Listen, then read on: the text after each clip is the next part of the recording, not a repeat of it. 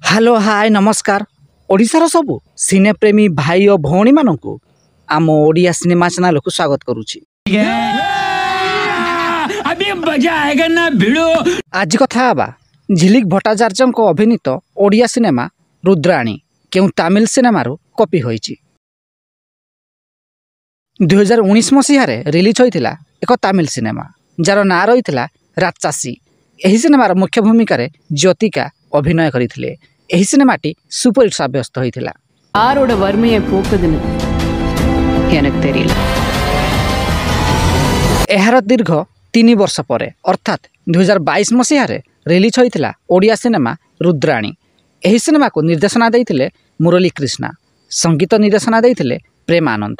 एही सिनेमार मुख्य भूमिका झिलिक भट्टाचार्य अभिनय करथिले। संपत्ति रे निया लगई जळई दे। Is it clear? एही दुईटी सिनेमा रे फरक एतिकी थिला जे तमिल सिनेमा रे नायिका एक स्कूल रे प्रधान शिक्षयित्री थिबा बेले ओडिया सिनेमा रे नायिका झिलिक एक कॉलेज रे प्रिंसिपल थिले। जदि वीडियोटी पसंद आस्ताई तेबे लाइक शेयर एवं चैनल टी को सब्सक्राइब करंतु।